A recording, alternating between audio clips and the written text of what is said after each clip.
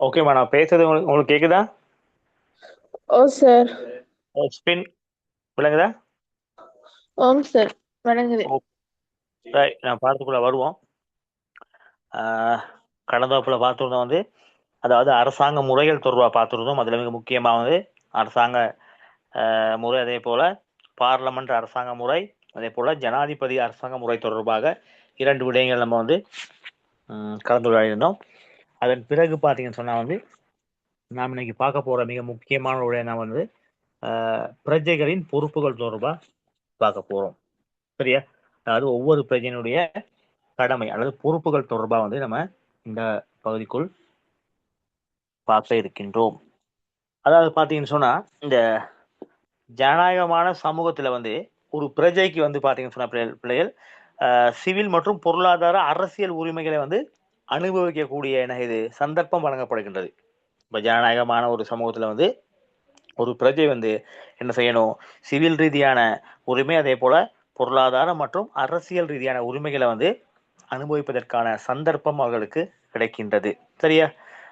இந்த உரிமைகளை அனுபவிப்பதோடு மட்டுமில்லாம பாத்தீங்கன்னு சொன்னா, அவங்களால பாத்தீங்கன்னு சொன்னா வந்து சமூகத்துக்கு வந்து ஆஹ், அதனூடாக சமூகத்துக்கான பொறுப்புகளையும் என்ன செய்யணும்? அவங்க வந்து நிறைவேற்ற வேண்டியது அவங்களுடைய கடமையா காணப்படுகின்றது. அப்ப அந்த உரிமைகளை அனுபவிக்கின்ற அதே நேரம் வந்து, அதாவது அரசியல் ரீதியாக, சிவில் ரீதியாக, அதே போல பொருளாதார ரீதியாக உரிமைகளை அனுபவிப்பதோடு என்ன செய்யணும்? அந்த உரிமைகளோட பார்த்தீங்கன்னு சொன்னா சமூகத்துக்கு சில பொறுப்புகளையும் அவங்க நிறைவேற்ற வேண்டிய கடமை அவங்களுக்கு காணப்படுகின்றது. அதன் அடிப்படையில் பார்த்தீங்கன்னு சொன்னா அந்த பிரஜைகளுடைய கடமைகளை நம்ம வந்து இரண்டு வகையா படுத்துறோம். முதலாவது பார்த்தீங்கன்னு சொன்னா சட்ட ரீதியான கடமைன்னு சொல்லி அதை பாகப்படுத்துகின்றார்கள்.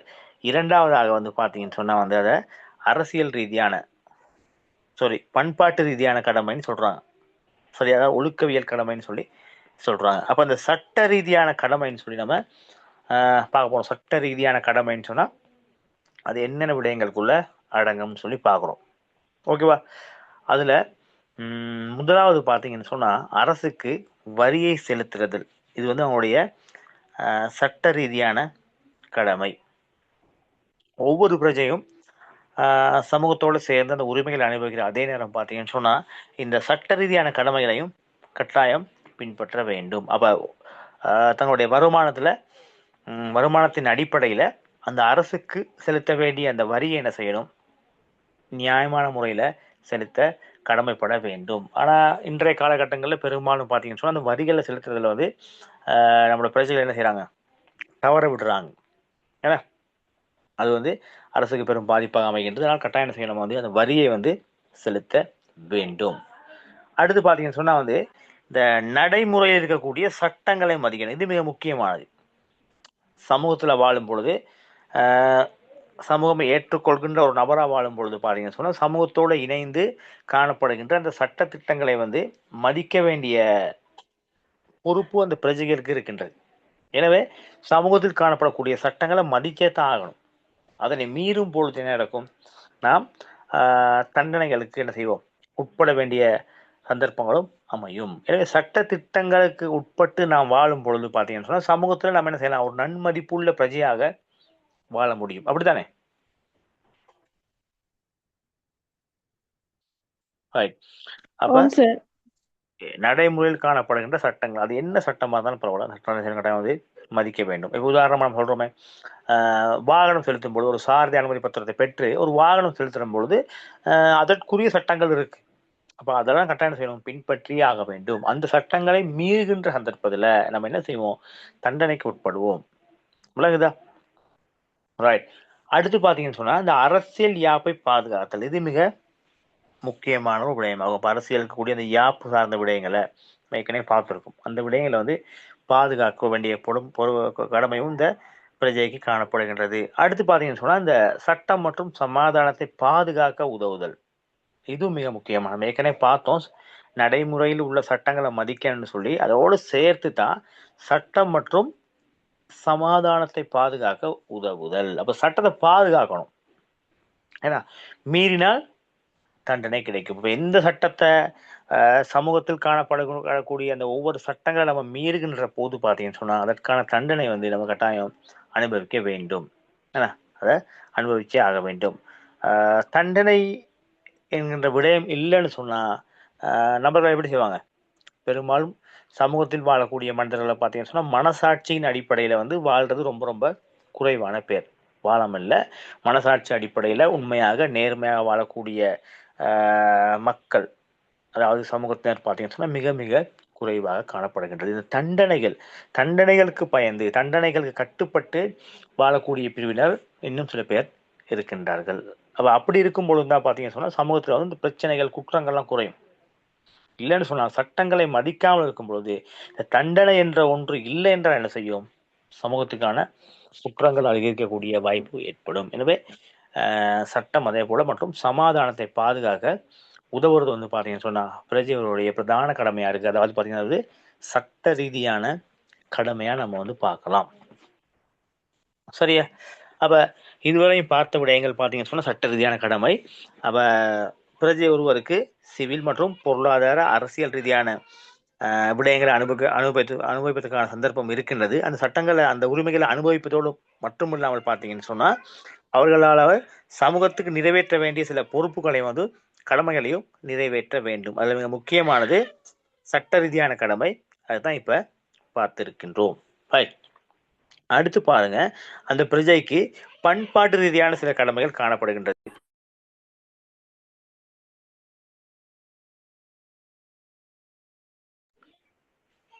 ரைட். பண்பாட்டு ரீதியான கடமை பார்த்தோம்னு சொன்னா இது நாளாந்த வாழ்க்கையில நீங்க வந்து எப்படி பின்பற்றக்கூடிய விடயங்கள், நாளாந்த வாழ்க்கையில நீங்க வந்து நடைமுறையில் நீங்கள் பின்பற்றக்கூடிய விடயங்கள் தான் வந்து நம்ம இந்த இடத்துல பார்க்க போகின்றோம். ரைட். அதில் பாருங்க வந்து இந்த பெரியோரை மதித்தல். அப்ப இது வந்து எப்படி ஒரு பண்பாட்டு ரீதியான கடமை. இது சட்ட ரீதியாக இல்லை. இப்ப இதை மீறினால் இப்ப சட்ட ரீதியான கடமையை மீறும் பொழுது என்ன செய்யும்? நமக்கு தண்டனை கிடைக்கும். பண்பாட்டு ரீதியான கடமையை மீறினால் தண்டனை கிடைக்குமா? கிடைக்குமாமா?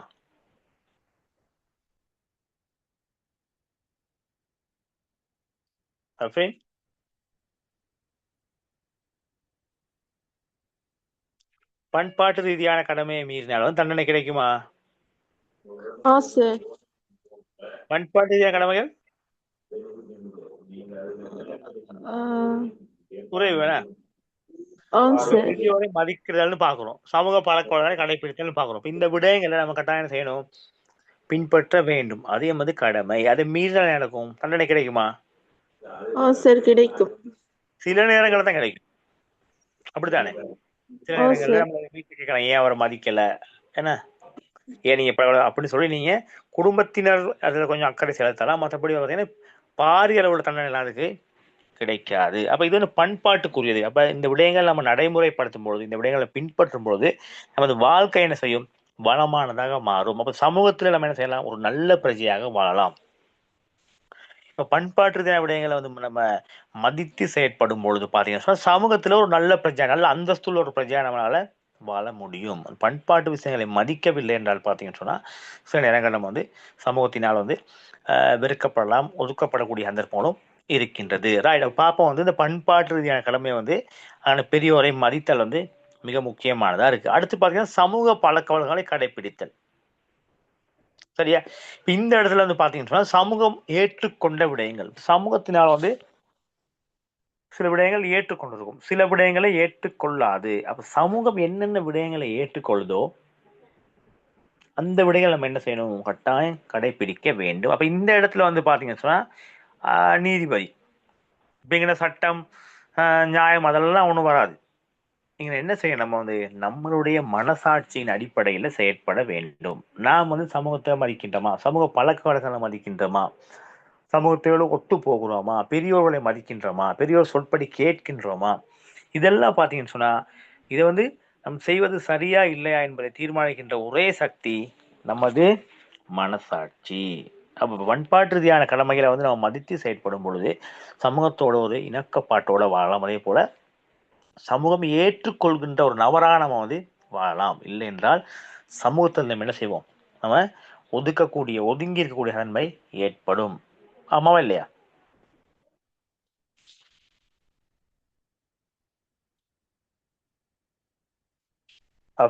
ஆமாவா இல்லையா?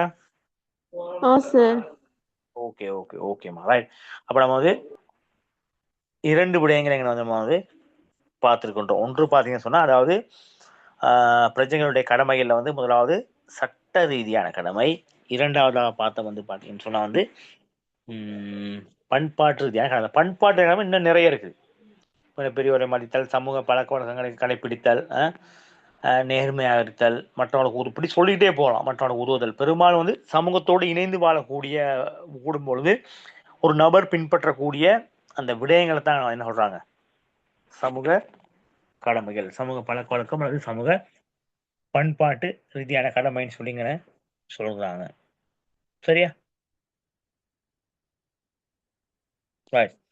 அடுத்து பார்க்கலாம் பார்த்தீங்கன்னு சொன்னா, இந்த தனிநபர் ஒருவர், சமூகத்தில் வாழக்கூடிய தனிநபர் ஒருவர் பார்த்தீங்கன்னு சொன்னா உரிமையை அனுபவிக்கிற போது, முதல்ல பார்த்தோம் அவருக்கான உரிமைகள் இருக்குன்னு சொல்லி பார்த்தோம். அந்த உரிமையை அனுபவிக்கும் போது பார்த்தீங்கன்னு சொன்னா அனுபவிக்கும் போது அது சமூகத்துக்கும் என்ன செய்யணும், சமூக அபிவிருத்திக்கும் வந்து உதவக்கூடியதா இருக்கணும்.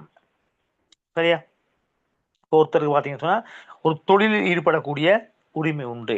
சமூகத்தில் சேர்ந்த ஏதாவது ஒரு தொழில் ஈடுபடக்கூடிய வந்து ஒரு உரிமை இருக்கு. சரியா?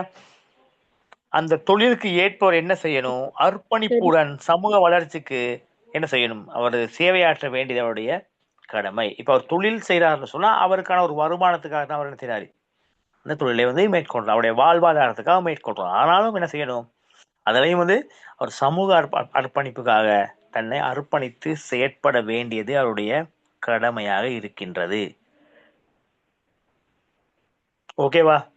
இப்ப நம்ம காசுக்காக தான் வேலை செய்யறோம் இல்ல அப்படின்னு சொல்லும் பொழுது நம்ம வந்து சமூக அர்ப்பணிப்போட செய்யாம இருக்க முடியாது.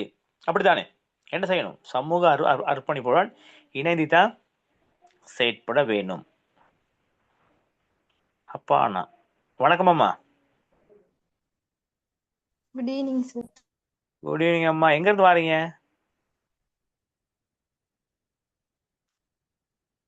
எந்த இடம்மா?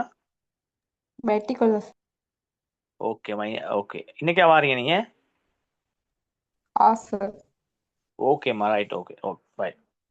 உங்களை நாங்கள் இணைத்துக் கொள்வோம். ரைட். அப்போ பார்த்தீங்கன்னு சொன்னா வந்து, அதாவது தனிநபர் வந்து சமூகம் சார்ந்த உரிமைகளை அனுபவிக்கும் பொழுது என்ன செய்யணும், அந்த உரிமைகள் சமூக செயற்பாடுகளுக்கு பயனுள்ளதாக அமைகின்ற அதே வேலை பார்த்தீங்கன்னு சொன்னால் சமூகத்துக்கு ஒரு அர்ப்பணிப்போடும் இருக்கணும், சமூக வளர்ச்சிக்கு உதவக்கூடியதாகவும் இருக்கின்றனும்.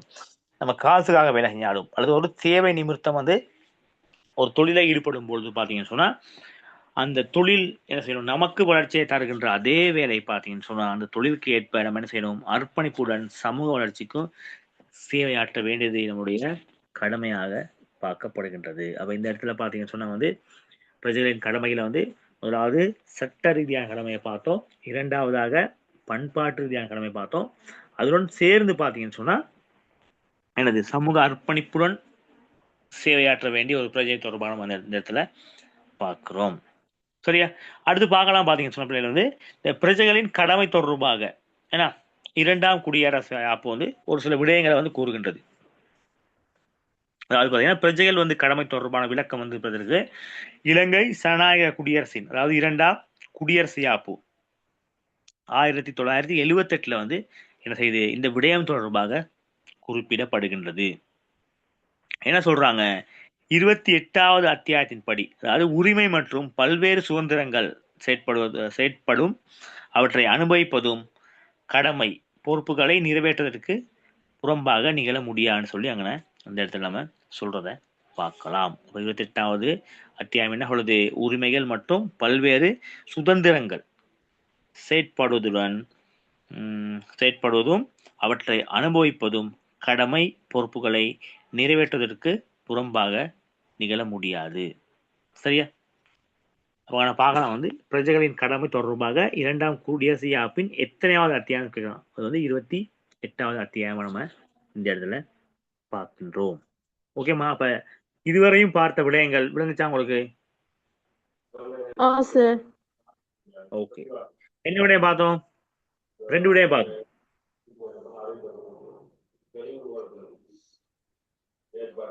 பிரஜைகளுடைய பொறுப்புகள் தொடர்பா பார்த்தோம். அப்படித்தானே? என்னென்ன பொறுப்புகள் இருக்கு? சட்ட ரீதியான கடமை, அடுத்து வந்து பாத்தீங்கன்னு சொன்னா பண்பாட்டு ரீதியான. கடமை. Okay right. இப்போ அடுத்து பார்க்க போற விடயங்கள் பாத்தீங்கன்னு சொன்னா இந்த இரண்டாம் குடியரசு யாப்புல கூறப்பட்டுள்ள அந்த பிரஜைகள் தொடர்பான கடமைகள் தொடர்பாக பார்க்க போறோம். சரியா? 1978ஆம் ஆண்டு இந்த இரண்டாம் குடியரசு யாப்பு அறிமுகப்படுத்தப்படுகிறது. அந்த யாப்புல ஒரு பிரஜைகளினுடைய கடமை, ஒரு பிரஜையினுடைய கடமை என்னென்ன இருக்கின்றது, அந்த விடயம் தொடர்பாக நம்ம வந்து அடுத்ததாக நம்ம பார்க்க இருக்கின்றோம்.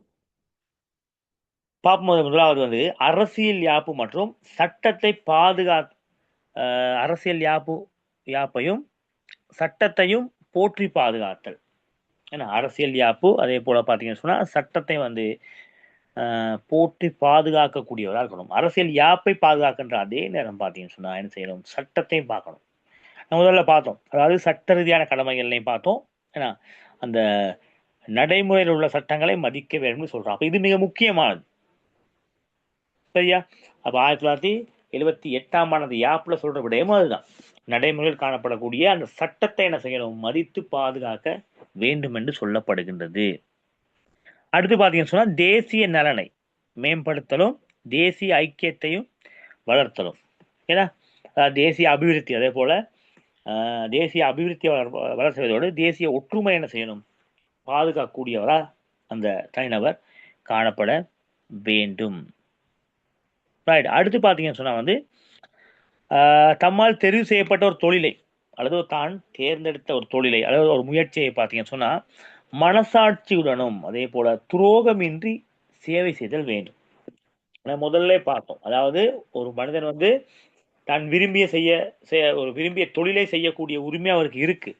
இருந்தால் என்ன செய்யணும், அது என்ன செய்யணும், சமூக அர்ப்பணிப்புடன் செய்ய வேண்டும். சமூக வளர்ச்சிக்கும் சேர்த்து தான் என்ன செய்ய வேண்டும். அது அவருடைய கடமை. அதைத்தான் இங்கே சொல்றாங்க. தம்மால் தெரிவு செய்யப்பட்ட தொழில், அது எந்த தொழிலாக வேணாலும் இருக்கலாம். சரியா? தம்மால் தெரிவு செய்யப்பட்ட அந்த தொழிலை பார்த்தீங்கன்னு சொன்னா மனசாட்சிக்கு அமைய துரோகமின்றி அதற்கு சேவை செய்ய வேண்டும். இப்போ நான் சம்பளத்துக்கு தானே வேலை செய்கிறேன், நான் இப்படித்தான் செய்வேன் அப்படின்னு சொல்லி இருக்க முடியாது. அது என்ன செய்யணும், அந்த வாங்குன்ற சம்பளத்துக்கு ஏற்ற வகையில் நம்ம என்ன செய்யணும், நம்மளுடைய கடமையினை சரிவர செய்ய வேண்டும். மனசாட்சிக்கு என்ன செய்யக்கூடாது, துரோகம் இழைக்காமல் அந்த சேவையினை செய்ய வேண்டும். நிச்சயமாக பார்த்தீங்கன்னு சொன்ன வந்து இவ்வாறான முறையில் வந்து மனசாட்சிக்கு துரோகம் இழைக்காமல் குறித்த சேவையை நேர்மையுடன் செய்யக்கூடியவங்க வந்து சமூகத்துல மிக மிக குறைவானவர்களே காணப்படுகின்றார்கள். பெரும்பாலும் பார்த்தீங்கன்னு சொன்னா சம்பளத்திற்காக வேலை செய்யக்கூடிய, அதாவது ஒழுங்கற்ற முறையில் செய்யக்கூடிய ஒரு சமூகம் தான் இம்மத்தியில் காணப்படக்கூடியதாக இருக்கின்றது. அடுத்து பார்த்தீங்கன்னா மற்றோட உரிமைகளையும் சுதந்திரத்தையும் மதித்தல், இது மிக முக்கியமானது. என்னுடைய சுதந்திரத்தை மதிக்கணும், அதே போல அவங்களுடைய உரிமையை மதிக்கணும். இப்ப நாம் எந்த வகையில எப்படி நமக்குரிய உரிமைகளை அனுபவிக்கின்றோமோ அதே போல பார்த்தீங்கன்னு சொன்னா மற்றவருக்கும் என்ன இருக்கு, அவருக்கான உரிமைகளையும் சலுகைகளையும் அனுபவிக்கக்கூடிய சுதந்திரம் அவருக்கு இருக்கு.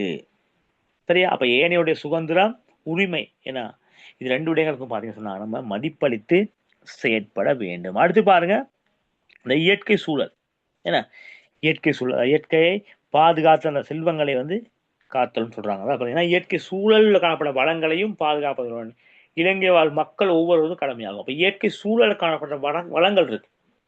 அப்ப அந்த வளங்களை வந்து பாதுகாத்து அடுத்த தலைமுறைக்கு கையளிக்க வேண்டிய பொறுப்பு பார்த்தீங்கன்னு சொன்னா இலங்கை வாழ் மக்கள் ஒவ்வொருவரும் கடமையாக காணப்படுகின்றது. நாம் சொல்ல முடியாது இது எனக்குரிய விடயம் இல்லை, நான் இந்த விடயத்தை செய்ய மாட்டேன் அப்படின்னு சொல்லி இப்படி சொல்ல முடியாது. விளங்குதா? என்ன செய்யணும், இயற்கை சூழலை அதே போல வளங்களை பாதுகாப்பது ஒன்று பார்த்தீங்கன்னு சொன்னா அது வந்து இலங்கை இலங்கையில் வாழக்கூடிய மக்கள் அனைவரும் எப்படி கடமைன்னு சொல்றாங்க. சரியா? அப்ப இந்த விடயங்கள் மேற்குறித்த விடயங்கள் அதோட சேர்த்து பார்த்தீங்கன்னா பொது சொத்துக்களை பாதுகாக்கணும். நான் பயன்படுத்துகின்ற பொது போக்குவரத்தாக இருக்கலாம், வைத்தியசாலை, வங்கி, பாடசாலை, இப்படி சொல்லிக்கிட்டே போகலாம், நீதிமன்றம். பொது சொத்துக்களை பாதுகாப்பதும் என்ன செய்யணும், பொது சொத்துக்களை வீண் விரயம் செய்யாமலும். சரியா? அடுத்து வந்து அவற்றை முறைகேடாக பயன்படுத்தலும் எதிரான செயற்படுதல். அப்ப இந்த விடயத்தை தவிர்த்துக்கணும். பொது சொத்துக்கள் வந்து பெரும்பாலும் சொல்லுவாங்க பொது சொத்து எங்கள் சொத்துன்னு சொல்லுவாங்க, அது எமது சொத்து. என்ன செய்யணும்? நாம் இன்னைக்கு பயன்படுத்தப்படுகின்ற அந்த பொது சொத்தை பார்த்தீங்கன்னு சொன்னா நம்ம அடுத்த தலைமுறைக்கு என்ன செய்யணும்? கையளிக்க வேண்டும். இல்லை நாம் பயன்படுத்தி முடிச்சிட்டோம். இப்போ நான் பாடசாலை போகிறோம். இப்போ நான் வந்து ஓலோவில் எழுதி முடிச்சிட்டேன், நான் ஏழோவில் எழுதி முடிச்சிட்டேன்னு சொல்லி பாடசாலைக்கு தீங்கு விளைவிக்க முடியுமா? முடியாது. என்ன செய்யணும்? இப்போ நான் படித்து முடித்தாலும் அடுத்த தலைமுறை என்ன செய்யும்? தொடர்ச்சியாக வந்து அந்த பாடசாலையில் கல்வி கற்றுக்கொண்டு தான் இருப்பார்கள். இப்போ நம்ம ஒரு பஸ்ஸில் போகிறோம். இப்போ நான் பஸ்ஸில் போயிட்டு ஏன் இடம் வந்த நான் இறங்கிட்டேன், அதோட முடிக்க முடியுமா? இல்லை. இன்னும் சேவை செய்வாங்க. அடுத்த ஹோல்டுக்கு மக்கள் ஏறக்கூடிய தன்மை இருக்கின்றது. அந்த அந்த பஸ் என்ன செய்யும்? தொடர்ச்சியாக சேவையில் ஈடுபடக்கூடிய தன்மை காணப்படுகின்றது. எனவே வந்து பார்த்தீங்கன்னா பொது சொத்துக்களை பாதுகாத்தலும் அதை வீண் விரயம் செய்யாதிருத்தலும் எனது இந்த பிரஜைகளுடைய கடமையில மிக முக்கியமானதாக காணப்படுகின்றது. ரைட். கடைசியா பார்த்த விடயம் 1978 ஆண்டு 2ஆம் குடியரசு யாப்பின்படி பார்த்தீங்கன்னு சொன்னா அந்த பிரஜைகளுடைய கடமை பொறுப்புகள் தொடர்பா பார்த்தோம். இந்த பகுதி பிள்ளைகள் உங்களுக்கு விளங்குச்சா?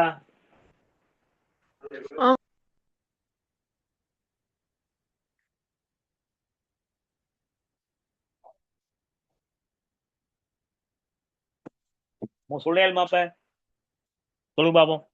அதாவது 1928 ஆண்டு யாப்பின்படி ஒரு பிரஜைக்குரிய கடமைகள்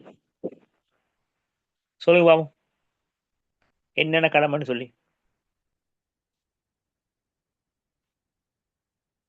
சொல்லலுமா?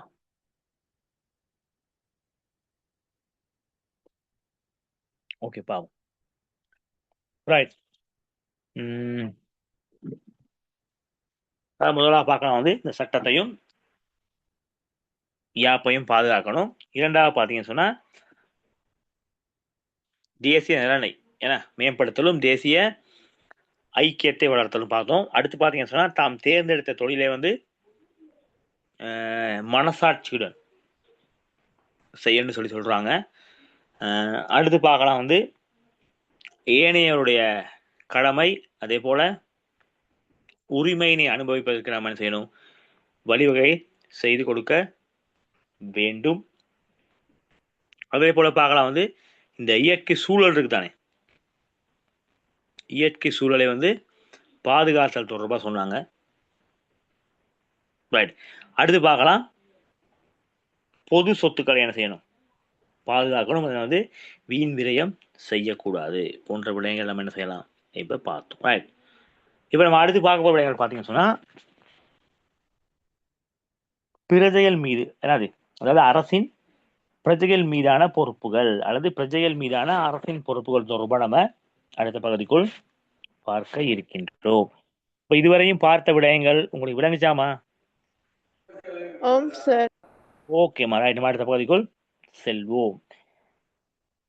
ரைட். அப்ப பிரஜைகளுடைய பொறுப்புகள் தொடர்பாக பார்க்கிறோம். இப்ப பார்க்க போற விடயங்கள் பார்த்தீங்கன்னு சொன்னா அதாவது அரசின் பிரஜைகள் மீதான பொறுப்புகள் அல்லது பிரஜைகள் மீதான அரசினுடைய பொறுப்புகள் தொடர்பான வந்து இந்த பகுதிக்குள்ள நம்ம பார்க்க போகின்றோம். இது முக்கியமான ஒரு பகுதி. முதலாவது பார்த்தீங்கன்னு சொன்னா இந்த பிரஜைகளின் பொறுப்புகள் போன்ற பார்த்தீங்கன்னு சொன்னா என்ன நடக்குது? அரசுக்கும் பிரஜைகள் மீது பார்த்தீங்கன்னு சொன்னா சில பொறுப்புகள் உண்டு. பிரஜைகளுக்கு தனியான பொறுப்புகள் இருக்கின்ற அதே வேளை அரசுக்கும் என்ன சொல்றாங்க? பிரஜைகள் மீது சில பொறுப்புகள் இருக்குன்னு சொல்றாங்க. சரியா? அப்ப பல்வேறு அரசுகளின் அதன் அரசியல் யாப்பு இப்பொறுப்புகள் அரச கொள்கைகளாக உள்ளடக்கப்பட்டிருப்பதை நம்ம வந்து பார்க்கலாம். அப்ப அரசை பார்த்தீங்கன்னு சொன்னா தனது அரசாட்சியை நடைமுறைப்படுத்தும் பொழுது பார்த்தீங்கன்னு சொன்னா மக்களின் நலத்திற்காக சமூகத்திற்கு நிறைவேற்ற வேண்டிய பொறுப்புகள் வந்து இதன் மூலம் விளக்கப்படுகின்றது. அப்ப அரசாங்கத்துக்காக பார்த்தீங்கன்னு சொன்னா பிரஜைகள் மீதான பொறுப்புகள்ல வந்து மக்கள் நலத்திற்காக நிறைவேற்ற வேண்டிய சில பொறுப்புகள் வந்து இந்த இடத்துல நம்ம சுட்டிக்காட்டப்படுகின்றது. அது என்னன்னு சொல்லி பார்க்க போறோம். சரியா? பிரஜைகள் மீதான அரசனுடைய பொறுப்புகள் முதலாவது பார்த்தீங்கன்னு சொன்னா சமாதானத்தையும் பேணுதலும் ஒற்றுமையை வளர்த்தலும். இது மிக மிக மிக முக்கியமான பாதுகாப்பது என்று சொல்றாங்க. சமாதானத்தையும் அதே போல ஒற்றுமையை வளர்க்கணும். இது அரசனுடைய செயற்பாடாம இந்த இடத்துல பார்க்கிறோம். எல்லோரும் வந்து இணைந்து வாழக்கூடிய ஒரு சூழலை என்ன செய்யணும்? இந்த இடத்துல உருவாக்க வேண்டும். சரியா? அடுத்து பாத்தீங்கன்னு சொன்னா வந்து சரி சார். இந்த சமத்துவம் சமத்துவம் என்னும் மூல கொள்கையினை பாதுகாத்தல். சமத்துவத்தை பேணல்னு சொல்றாங்க. எல்லோரும் சமம், எல்லோரும் ஒன்றாய் இணைந்து வாழக்கூடிய இந்த சூழல் வந்து சமம் என்று சொல்ற அடிப்படையில் பாத்தீங்கன்னு சொன்னா சமத்துவம் என்கின்ற மூல கொள்கை வந்து என்ன, அது சமத்துவத்தை பேணுகின்ற விடயத்தை இந்த அரசு வந்து என்ன செய்யுது, பிரஜைகள் மீதான அரசின் பொறுப்புகள்ல மிக முக்கியமான விடயமா நம்ம வந்து பார்க்கலாம். அடுத்து பாருங்க, சொன்னீங்கன்னு சொன்னா சட்டத்தின் நியாயத்தை பேணப்படுறது. என்ன, சட்டத்தினையும் நியாயத்தினையும் என்னது பேணுறது. சட்டத்தை கட்டாயம் பாதுகாக்க வேண்டியது கடமை, சட்டத்திற்கு அமைய செயற்பட வேண்டியது பிரஜைகளுடைய கடமை. அப்ப இந்த இடத்துல எனது பிரஜைகளின் மீதான அரசின் பொறுப்புகள் தொடர்பாக பாத்தீங்க சொன்னா ஏன்னா சட்டத்தையும் நியாயத்தையும் பேணணும் அல்லது வந்து பாதுகாக்க வேண்டும். சரியா? அடுத்து பாருங்க, வெளிப்படைத்தன்மையுடன் செயற்படுறது. இது மிக முக்கியமானது. வெளிப்படைத்தன்மையுடன் செயற்படுறது. அப்ப எல்லா விடயங்களும் பாத்தீங்கன்னா வெளிப்படைத்தன்மையுடன் செயற்படுவது மிக மிக முக்கியம். அடுத்து பாத்தீங்கன்னா நியாயமான சமூக முறைமை ஒன்றினை உருவாக்குதல். நியாயமான சமூக முறைமை ஒன்றினை உருவாக்குதல். அப்ப இந்த விடயங்களும் முக்கியமா சொல்லப்படுது. அடுத்து பாத்தீங்கன்னா அரசின் யாப்பிற்கமைய செயற்படுதல். அரசினுடைய யாப்புக்கு அமைவாக செயற்பட வேண்டும். அடுத்து பாத்தீங்கன்னா நாட்டின் வளங்களை நியாயமாக பகிர்ந்தளித்தல். அப்போ நாட்டில் காணப்படக்கூடிய வளங்களை வந்து தனி ஒரு குழுவினர் அனுபவிக்காம என்ன செய்யணும், அதை வந்து எல்லோரிடமும் என்ன செய்யணும், பகிர்க்க வேண்டும். எல்லா வளங்களும் எல்லாரும் பெற வேண்டும் என்ற எண்ணப்பாடு இந்த அரசுக்கு இருப்பதை நம்ம வந்து பார்க்கலாம். அதோட சேர்த்து பாத்தீங்கன்னு சொன்னா நாட்டின் வளங்களை நியாயமாக பகிர்ந்தெடுத்தல் என்ன, மேலும் அரச நிதியை பயன்படுத்தும் பொழுது வெளிப்படைத்தன்மையா இருக்கணும், அது மிக முக்கியமானது. அடுத்து சமூக பாதுகாப்பு நலனை பேணுதல், சுற்றாடலை பாதுகாத்து பராமரித்தல். அப்ப இந்த விடயங்கள் தான் பிள்ளைகள் பார்க்கலாம் பிரஜைகளின் மீதான அரசின் பொறுப்புகளை நம்ம வந்து பார்க்கிறோம். அப்ப இந்த விடயம் உங்களுக்கு விளங்குச்சாமா?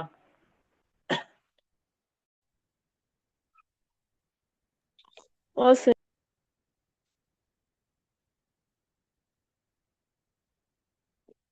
சொல்ல இயலுமா உங்களுக்கு? பார்ப்போம், ஒரு சில விடயங்களை பகிர்ந்து கொள்ளுங்க. அரசின் பிரஜைகள் மீதான பொறுப்புகளுக்கான உதாரணங்கள் ஒரு சில விடயங்கள்.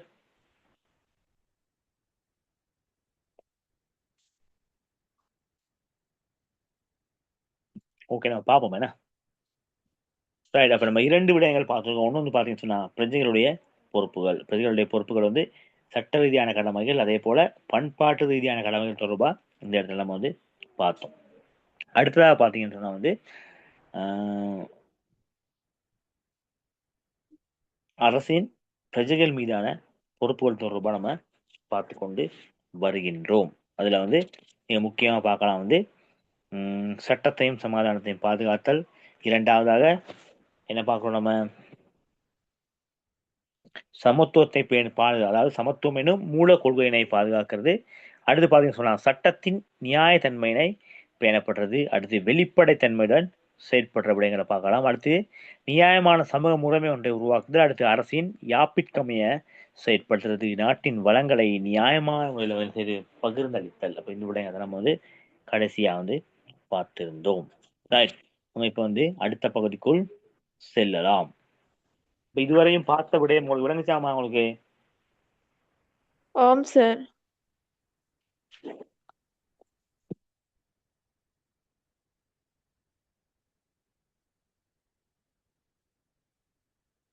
ரைட், நம்ம அடுத்து பார்க்க விடயங்கள் பார்த்தீங்கன்னு சொன்னா வந்து இந்த ஜனநாயக ஆட்சி முறை வெற்றி பெற அவசியமான காரணிகளை பத்தி பார்க்க போறோம். ஜனநாயக ஆட்சி முறை வெற்றி பெற அவசியமான காரணிகள் தொடர்பான மந்திரத்துல பார்க்க போகின்றோம்.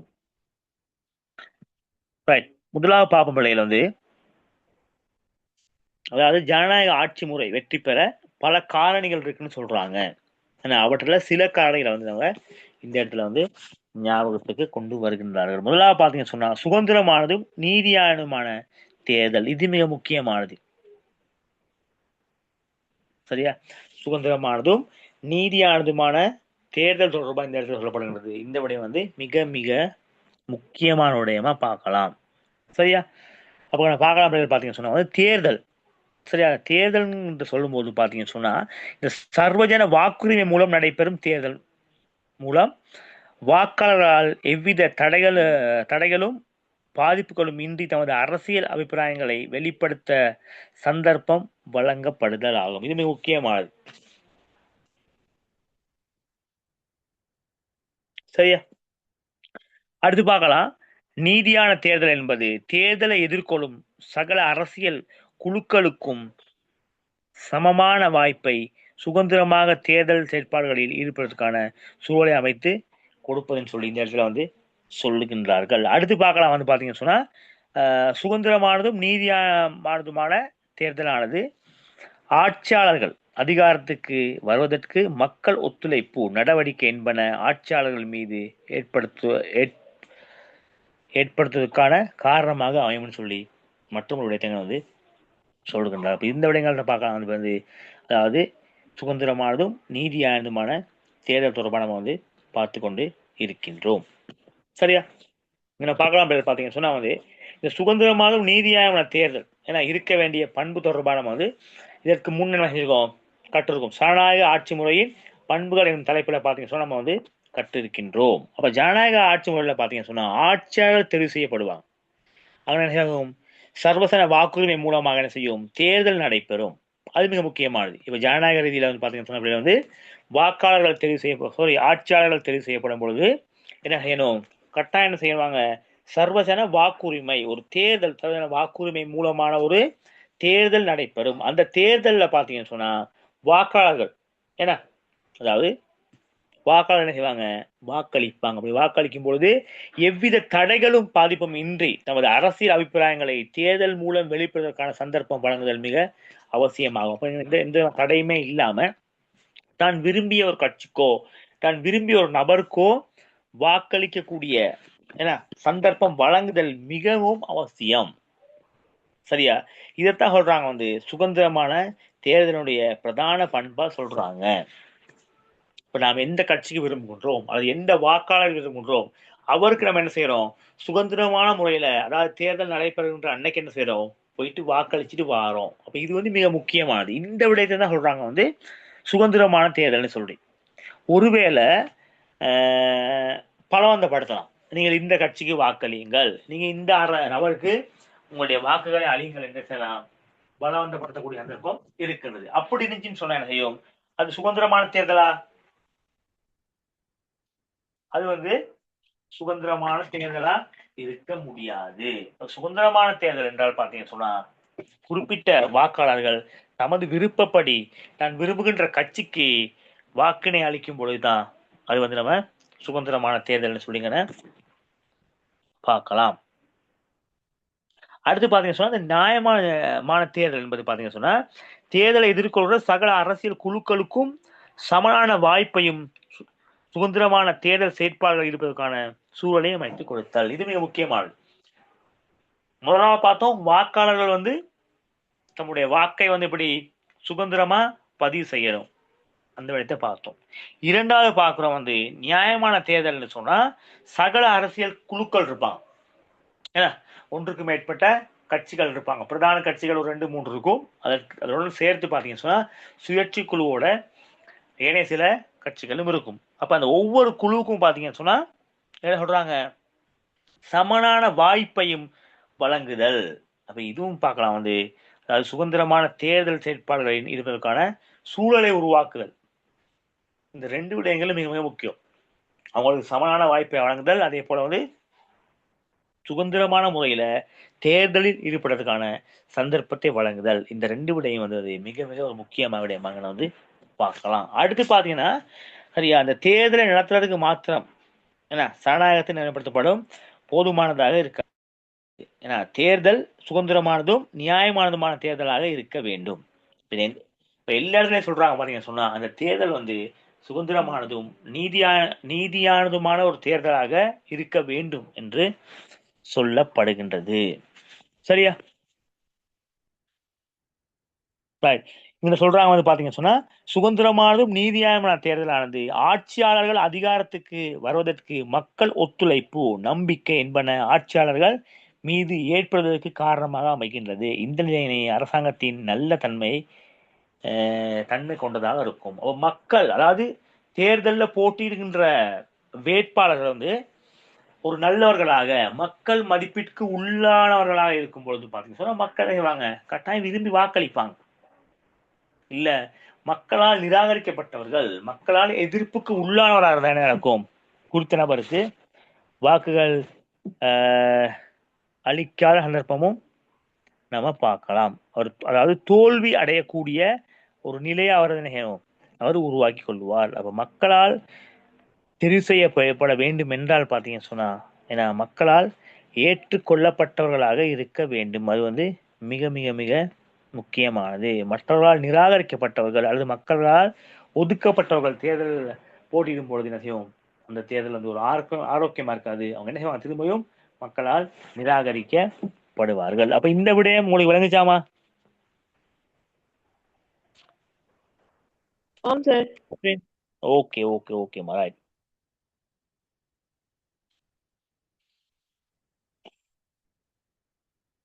அடுத்து நம்ம பார்ப்போம் வந்து இந்த சட்டத்தின் ஆட்சி நடைமுறைப்படுத்தல். இது வந்து மிக ஒரு முக்கியமான விடயமா நம்ம வந்து அடுத்து பார்க்க போகின்றோம். இப்போ இதுல பார்க்கலாம் வந்து பாத்தீங்கன்னு சொன்னா, அந்த சட்டத்தின் ஆட்சி நடைமுறைப்படுத்தல பாத்தீங்கன்னு சொன்னா, பிரஜைகளின் வெளிநடத்தை கோலத்தை கட்டுப்படுத்துவதற்காக அரசால் நடைமுறைப்படுத்தப்படுகின்ற நிபந்தனை தொகுதியே சட்டங்கள் என சொல்லப்படுகின்றது. என்ன சொல்றாங்க? பிரஜைகளின் வெளிநடத்தை கோலத்தை என்ன கட்டுப்படுத்துவதற்காக அரசால் நடைமுறைப்படுத்தப்படும் நிபந்தனை அவங்க என்ன சொல்றாங்க? சட்டங்கள்னு சொல்றாங்க. அப்ப சட்டம் என்றால் என்ன என்ற ஒரு வினா வரும் பொழுது நீ என்ன செய்யணும்? கட்டாயம் இந்த விடயத்தை தான் எழுத வேண்டி வரும். பிரஜைகளின் வெளிநடத்தை கோலத்தை கட்டுப்படுத்துவதற்காக அரசால் நடைமுறைப்படுத்தப்படும் நிபந்தனைகளே சட்டங்கள் என்னங்கன்னு சொல்றாங்க. இந்த சட்டங்கள் பாத்தீங்க சொன்னா, ஆளு மற்றும் ஆளப்படுவோர், எப்படி ஆள்வோர் அதே போல ஆளப்படுவோர், சரியா? என்னும் இரு தரப்பிலும் என்ன செய்யணும்? அங்க வந்து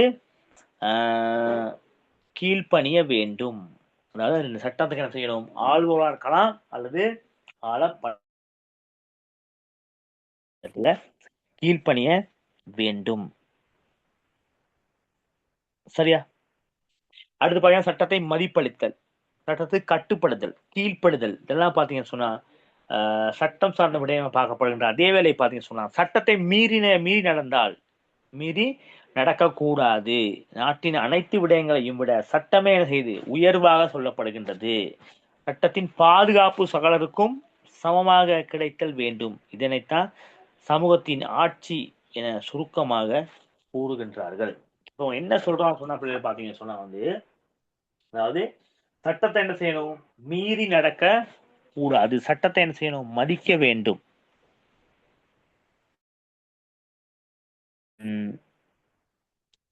சட்டத்தை பாதுகாக்க வேண்டும். சரியா? எல்லோருக்கும் சமனான வாய்ப்பு கிடைக்க வேண்டும். இதுதான் என்ன சொல்றாங்க அவங்க ஆட்சி, அதாவது சட்டத்தின் ஆட்சி நடைமுறைப்படுத்தல முக்கியமான விடயமா இந்த இடத்த சொல்லக்கூடியதை நம்ம வந்து பார்க்கலாம். இப்ப இதுவரைக்கும் பார்த்த விடயங்கள் உங்களுக்கு விளங்குச்சாமா? ஆம் சார். ஓகே.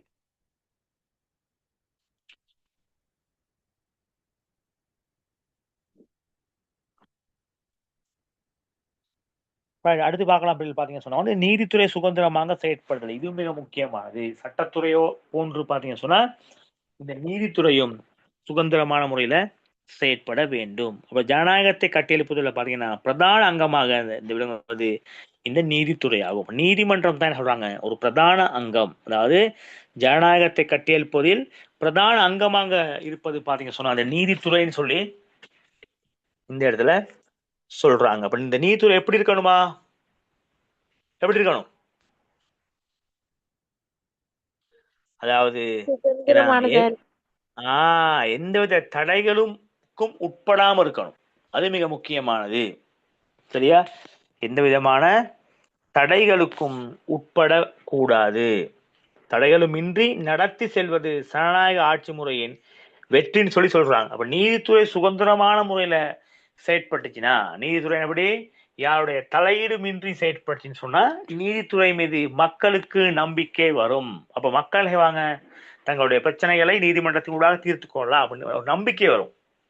நீதித்துறை தலையீடுடன் நடைபெற்றால், நீதித்துறையில தலையீடுகள் காணப்பட்டால் மக்கள் என்ன செய்வாங்க, நீதித்துறை மீது வைத்திருக்கின்ற நம்பிக்கை என்ன செய்யும், இழக்கப்படும். அது சமூகத்துக்கு பெரும் பாதிப்பா வரும். எனவே நீதிமன்றம் மீது மக்கள் நம்பிக்கை வைக்க வேண்டும். அதற்கு ஏற்ற வகையில பாத்தீங்க சொன்னா அந்த நீதித்துறை பக்க சார்பின்றி, ஏன்னா எவ்வித தடைகள் நிபந்தனைகள் இன்றி செயற்பட வேண்டும். சரியா? அப்ப நடைமுறை இருக்கக்கூடிய சட்டங்களுக்கு அமைவாக பாத்தீங்க சொன்னா பக்க சார்பின்றி தீர்ப்பை பெற்றுத்தர வேண்டுமாயின் நீதித்துறை என்ன செய்யலாம், எவரும் தலையிடாத அதனை சுதந்திரமாக செயற்பட முடியுமாயின் அது சட்டத்துறை கிடைத்த ஒரு வெற்றியை நம்ம இந்த இடத்துல பார்க்கலாம்.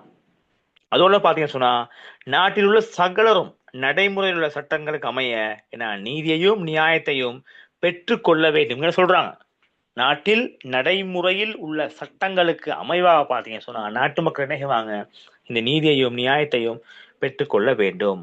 அப்ப சனநாயக அரசுகள் ஏன்னா அரசியல் யாப்பின் மூலம் நீதித்துறையின் சுதந்திரத்தையும் பாதுகாப்பதற்கான ஏற்பாடுகளை மேற்கொள்ளப்படுவதை நம்ம இந்த இடத்துல ஞாபகப்படுத்திக் கொள்ளலாம். அப்ப நீதித்துறை சுதந்திரமான முறையில செயற்படும் பொழுது பாத்தீங்க சொன்னா நீதியையும் அதே போல நியாயத்தையும் மதிக்கின்ற ஒரு சமூகத்தை நம்ம என்ன செய்யலாம், கட்டி எழுப்ப முடியும். நீதித்துறை சுதந்திரமற்று காணப்படும் பொழுது, அதாவது தலையீடுகளுடன் ஈடுபடும் பொழுது மக்கள் என்ன செய்வாங்க, நீதித்துறை மீது நம்பிக்கை கொள்ள மாட்டார்கள். அப்ப மக்கள் நீதித்துறை மீது நம்பிக்கை கொள்ள வேண்டுமானால் பாத்தீங்கன்னு சொன்னா நீதித்துறை சுதந்திரமான முறையில செயற்படும் சொல்லி இந்த இடத்துல சொல்றாங்க. அப்ப நீதித்துறை தொடர்பாக பார்த்த விட உங்களுக்கு விளங்குச்சாமா? Okay, right. நாம அடுத்த பகுதிக்குள் செல்லலாம்.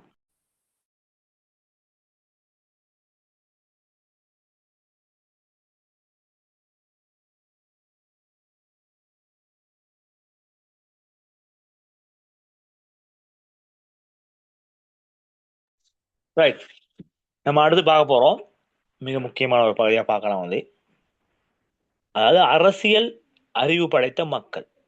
இது மிக முக்கியமானது.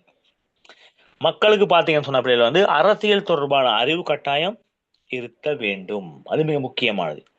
சரியா? அப்ப பார்க்கலாம் தேர்தல் ஒன்றில், ஏன்னா தேர்தல் ஒன்றின் போது பாத்தீங்கன்னா மக்கள் பொருத்தமான ஒரு அரசாங்கத்தை என்ன செய்யணும், தெரிவு செய்வது அவருடைய கடமை. தெரிவு செய்வது ஜனநாயக ஆட்சி முறையின் வெற்றிக்கு அவசியமாக அமைகின்றது. அது மிக முக்கியமானது. சரியா? இந்த செயற்பாட்டுல ஒரு அரசாங்கத்தை தெரிவு செய்யறதுல முக்கியமான பங்குதாரர்களா இருப்பது யாருன்னு பாத்தீங்கன்னு சொன்னா இந்த வாக்காளர்கள், அதாவது அந்த மக்களை தான் சொல்றாங்க. மக்கள் தான் என்ன செய்யறாங்க, ஒரு அரசாங்கத்தை தெரிவு செய்கின்றார்கள். அப்ப தேர்தல் ஒன்றின் போது பாத்தீங்கன்னு சொன்னா ஒரு பொருத்தமான மக்களுக்கு பயனுள்ளதாக, மக்களுக்கு சேவையினை ஆற்றக்கூடியதாக, மக்களுடைய பிரச்சனைகளை தீர்த்து வைக்கக்கூடிய ஒரு அரசாங்கத்தை மக்கள் எதிர்பார்ப்பார்கள்.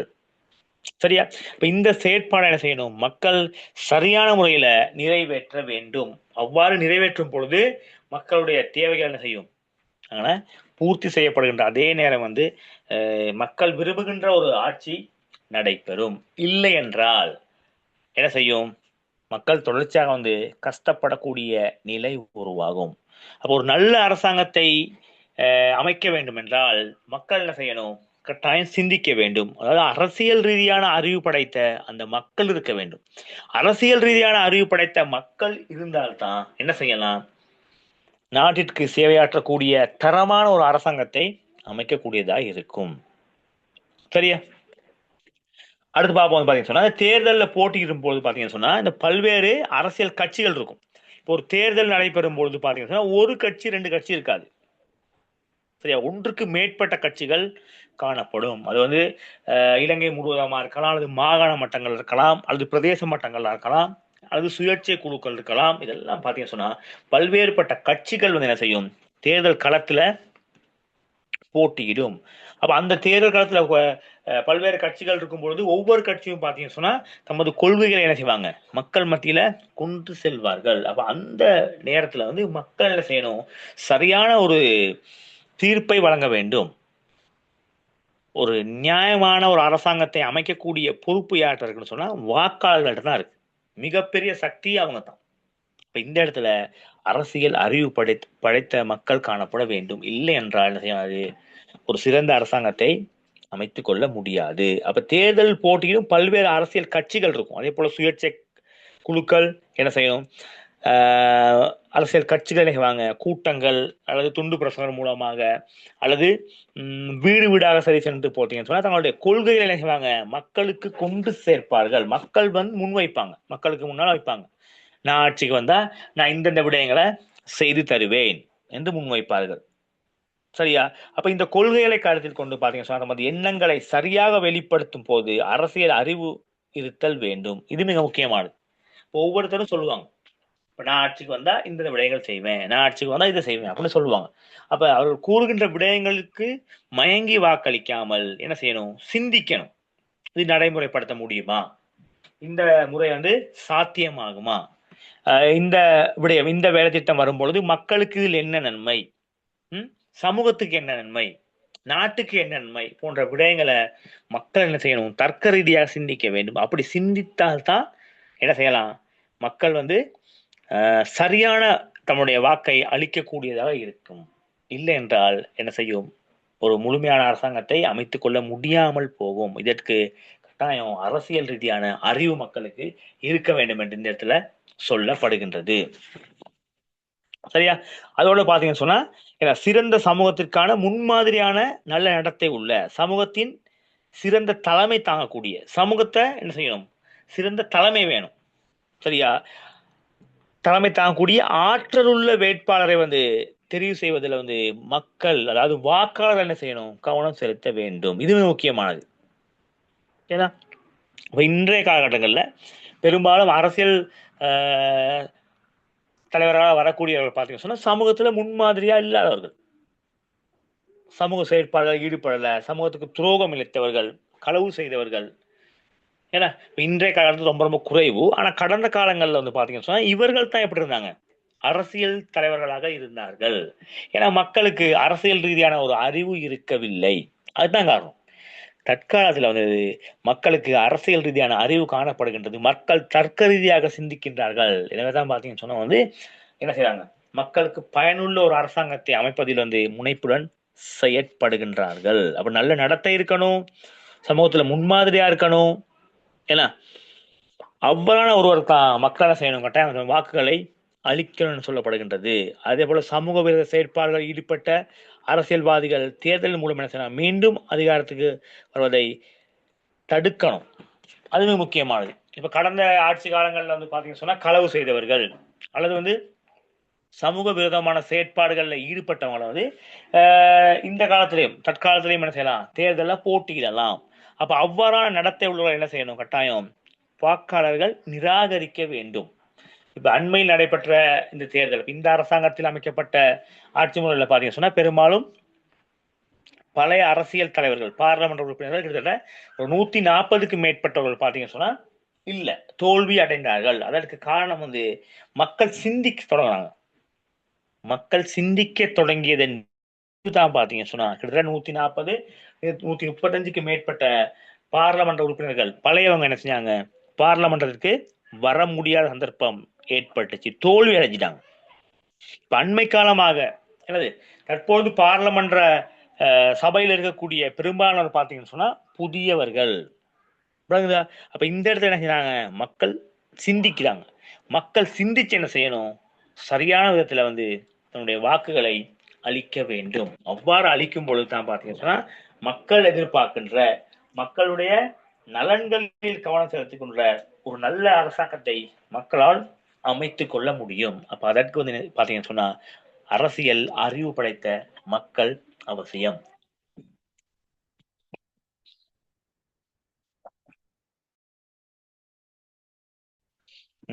நாட்டின் சிறந்த ஆட்சியை ஏன்னா சிறந்த ஆட்சி முறையை கட்டியெழுப்பதற்கு அறிவுள்ள வாக்காளருடைய பங்களிப்பு மிக மிக முக்கியமானது.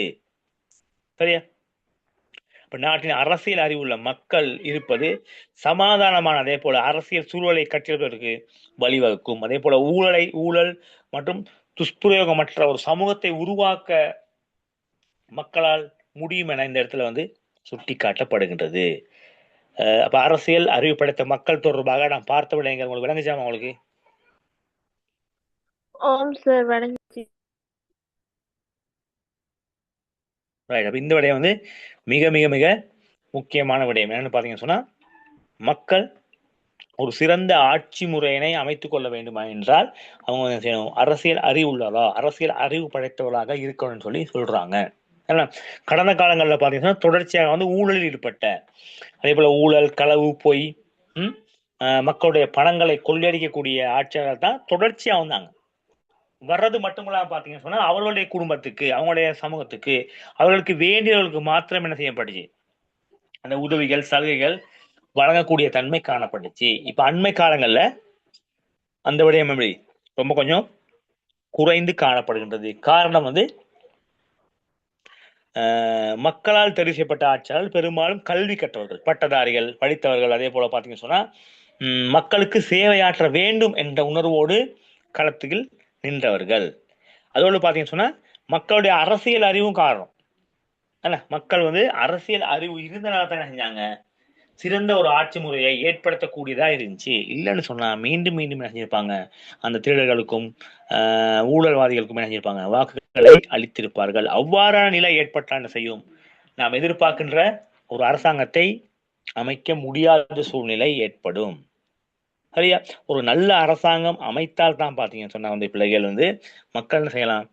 ஒரு நிம்மதியான வாழக்கூடிய, ஏன்னா நிம்மதியாக ஒன்றிணைந்து வாழக்கூடிய, நம்முடைய தேவைகளை நிறைவேற்றக்கூடிய அந்த சூழல் உருவாகும். சரியா? அப்ப இந்த விடயங்களுக்கு பாத்தீங்கன்னு சொன்னா மக்களுக்கு அரசியல் அறிவு தேவை. அதே போல ஒரு அரசியல் அதாவது என்ன செய்யறது, ஒரு தேர்தல் நேரத்தில் பாத்தீங்கன்னு சொன்னா ஒன்றுக்கு மேற்பட்ட அரசியல் கட்சிகள், ஒன்றுக்கு மேற்பட்ட சுயேட்சை குழுக்கள் எல்லாம் என்ன செய்வாங்க? களத்தில் இறங்குவார்கள். இறங்கி தமது செயற்பாடுகளை முன்னெடுத்து போகும் பொழுது மக்கள் சிந்திக்க வேண்டும். இவர் ஆட்சிக்கு வந்தால் எமக்குரிய வேலை திட்டங்கள் முறையான விதத்துல நடைபெறுமா, சமூகத்துக்கு என்ன கிடைக்கும் போன்ற விடயங்களை சிந்திக்க வேண்டும். ஏன்னா சிந்தித்து அதன் அடிப்படையில ஆளுமையுள்ள, நேர்மையான, ஊழலற்ற, ஏன்னா சமூக விரோத செயற்பாடுகள் ஈடுபடாத அரசியல் தலைவர்களை தெரிவு செய்ய வேண்டும். அவர்கள் தான் பாத்தீங்கன்னா சொன்னா மக்களோடு இணைந்து மக்களுக்காக போராடி மக்களுக்கு வேண்டிய விடயங்களை செய்யக்கூடியதா இருப்பார்கள். ஏழைகளை தெரிவு செய்யும் பொழுது என்ன செய்வோம்? மக்களுடைய பணத்தை கொள்ளையடிக்கக்கூடிய, திருடக்கூடிய நபர்கள், அதே போல தமக்கு மட்டும், அதாவது அவர்களுக்கு மட்டும் அது பயனுள்ளதா இருக்கும். ஏனைய சமூகத்துக்கு எவ்வித பயனும் இருக்காது. அவர் நல்ல ஒரு ஆட்சி முறையை நடைமுறைப்படுத்த வேண்டும் என்றால் பாத்தீங்கன்னு சொன்னா மக்களுக்கு அரசியல் ரீதியாக, ஜனநாயக ரீதியான ஒரு அறிவு இருப்பது அவசியம். ஓகே, அப்ப இதுவரைக்கும் பார்த்த விடயங்கள் உங்களுக்கு விளங்குச்சாமா? சார். ஓகே, என்ன விடயங்கள் நீங்க பார்த்திருக்கோம்? என்ன விடயங்கள் பார்த்தோம் இன்னைக்கு? முதலாவது பாதம் பாத்தீங்கன்னு சொன்னா வந்து பிரஜைகளுடைய பொறுப்புகள் பார்த்தோம். அப்ப அது மிக முக்கியமானது. அந்த பொறுப்புகள்ல வந்து பாத்தீங்கன்னு சொன்னா பிரஜை ஒருத்தருக்கு சிவில் மற்றும் பொருளாதார அரசியல் உரிமை கூடிய அனுபவிக்கக்கூடிய வாய்ப்புகள்னு சொல்றாங்க. அவங்களுடைய பிரதான கடமைகள் 2 சொல்றாங்க. ஒண்ணு சட்ட ரீதியான கடமை, 2வது பண்பாட்டு ரீதியான கடமை தொடர்பாக நம்ம பார்த்துருக்கோம். அடுத்து பாத்தீங்கன்னு சொன்னா 1978ஆம் ஆண்டு யாப்பிக் அமைவாக வந்து ஒரு பிரஜையினுடைய கடமைகள் தொடர்பாக பார்த்திருந்தோம். அடுத்து வந்து அரசுக்கு வந்து பிரஜைகள் மீதான பொறுப்புகள் தொடர்பான உடையதை வந்து இந்த இடத்துல கலந்துரையாடி இருந்தோம். அதற்கு பிறகு பாத்தீங்கன்னு சொன்னா ஜனநாயக ஆட்சி முறை வெற்றி பெற அவசியமான காரணிகள் பார்த்தோம். அது நமக்கு முக்கியமானது சுதந்திரமான நீதியான தேர்தல், அதே போல சட்டத்தின் ஆட்சி நடைமுறைப்படுத்தல், அடுத்து நீதித்துறை சுதந்திரமாக செயற்படுதல், இறுதியாக பார்த்தோம் வந்து அரசியல் அறிவு படைத்த மக்கள் தொடர்பா பார்த்தோம். அப்ப இதுவரைக்கும் இன்றைய தினம் பார்த்தபடி உங்களுக்கு விளங்குச்சாமா? ஆம் சார், விளங்குது. ஓகேம்மா, ரைட். இப்ப இன்றைய தினம் இணைந்து கொண்டவங்களுக்கு நான் நன்றியை தெரிவித்துக் கொள்வதோடு ரைட் ஒரு சில விடயங்களை தேடிட்டு வாங்க. பாருங்க, வாக்காளர்கள் தமது வாக்களிக்கும் போது, வாக்காளர்கள் அதாவது மக்கள் நம்ம தான், நம்ம வாக்களிக்கும் பொழுது நாம் கவனத்தில் கொள்ள வேண்டிய விடயங்கள் தொடர்பாக கொஞ்சம் தேடிக்கொண்டு வாங்க. விளங்குச்சா பிள்ளைகள்? அதாவது வாக்காளர்கள் என்ன, வாக்காளர்கள் ஒரு அரசியல் கட்சிக்கோ அது ஒரு அரசியல் தலைவருக்கோ ஏன்னா வாக்களிக்கும் பொழுது நாம் என்னென்ன விடயங்களை கவனத்தில் கொள்ள வேண்டும், சரியா? எந்த விடயங்களை வந்து கவனத்திற்கொண்டு நாம் வாக்களிக்க வேண்டும் போன்ற விடயங்களை கொஞ்சம் தேடிக்கொண்டு வாங்க. அப்ப இன்றைய தினம் இணைந்து கொண்ட உங்களுக்கு எமது நன்றிகள். மீண்டும் மற்றொரு வகுப்புல சந்திப்போம். ஓகேமா? Good night, bye. Thank you, sir. Good night. Okay, bye. அப்பா.